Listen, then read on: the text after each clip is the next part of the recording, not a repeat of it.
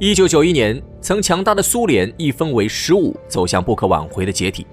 15年后，发起民主化改革，直接导致苏联解体的末代总统戈尔巴乔夫给了中国一句忠告：不要盲目激进地推行民主化，以免步苏联后尘。那么，当年苏联究竟是如何在激进的改革中走向灭亡的？戈尔巴乔夫忠告的背后，又有何深意？1985年，戈尔巴乔夫成为苏联领导人。在他上台之前，尽管苏联建立了社会主义制度，并取得社会主义工业化发展的巨大成就，一跃成为能与美国抗衡的超级大国，可长期以来实行的高度集中整治经济体制，积累下诸多弊病和问题。高度集权的政体让苏联国家高层垄断了政治权力与社会财富。列宁提出的一切权力回归苏维埃成为一句空头口号。经济上对轻工业和农业的轻视，让广大人民生活水平长期得不到提高，甚至温饱问题也难以解决。与此同时，苏共高级领导人思想保守，墨守成规，屡屡错失改革发展良机，使得高度集中的经济政治体制愈发僵化。赫鲁晓夫、勃列日涅夫有限范围内的小修小补，俨然无法帮助苏联摆脱桎梏。因此，上台之初的戈尔巴乔夫便面临着改革重任。执掌苏联政坛后，戈尔巴乔夫首先在政治体制方面提出民主化改革，对民主集中制原则做出大量补充，试图矫正权力过分集中于少数人的问题。但从现实来看，戈尔巴乔夫的改革非但没能达到预期，反倒进一步激化了社会矛盾，加速了苏联的灭亡。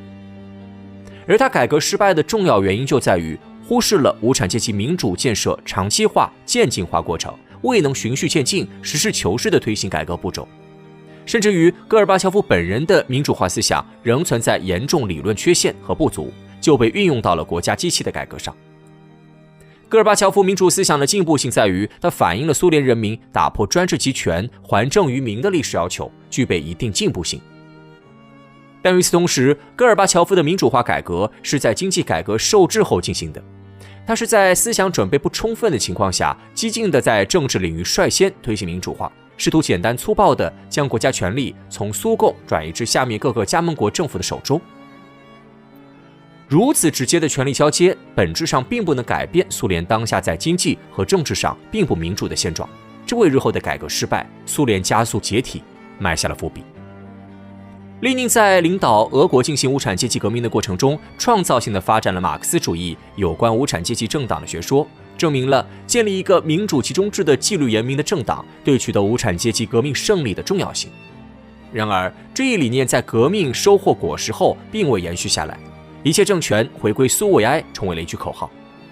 在找不到任何社会基础的情况下，布尔什维克面临如何领导广大农村，并建立起更广泛社会主义新制度的问题。列宁的解决办法是借助纪律严明的政党来实现国家工业化，发展起一批工人阶级，使政党的理念名副其实。然而到了斯大林时期，这一体制再度被模式化、固定化，这种情况一直被延续到戈尔巴乔夫时期。为了改变局面，戈尔巴乔夫针对性地提出多党制。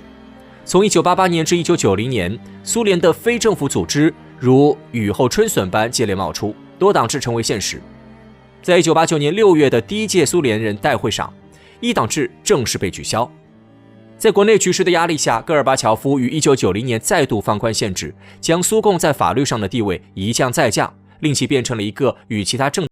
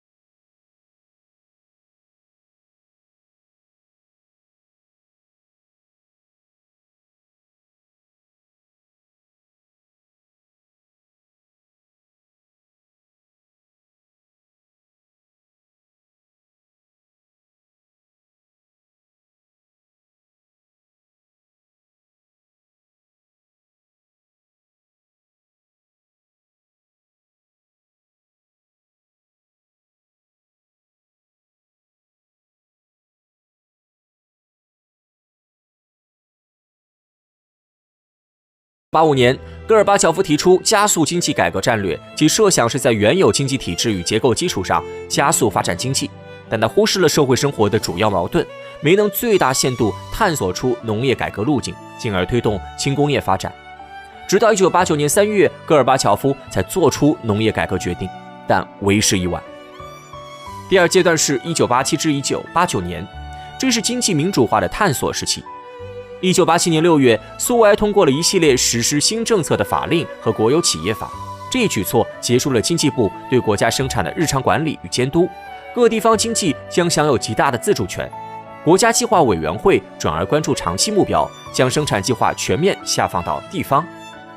可它是在经济结构没有发生实质改变、农业轻工业产品稀缺的情况下通过的政策，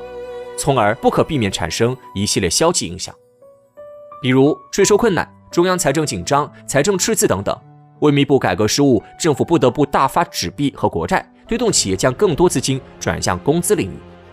但当国家职工工资需要依赖发行纸币去解决时，消费需求无法得到满足的问题就变得更加复杂了。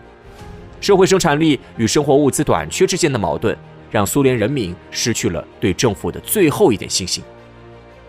到了第三阶段，是戈尔巴乔夫新经济改革方案的出台期。为扭转混乱的市场，戈尔巴乔夫激进地提出改革市场零售价格，准备大幅度提高食品价格。这一方案公布后，立刻引起苏联全境的抢购风潮，整个社会一片动荡。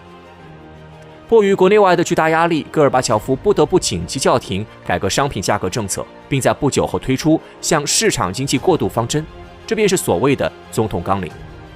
这则法案是戈尔巴乔夫寻找中间道路的典型体现，本质是将苏联引向以私有制为核心的自由资本主义。从法令的作用性来看，它的确能在一定程度上缓和社会矛盾。可这样一来，戈尔巴乔夫的改革就完全背离了将土地交还农民、将工厂交还工人的初衷。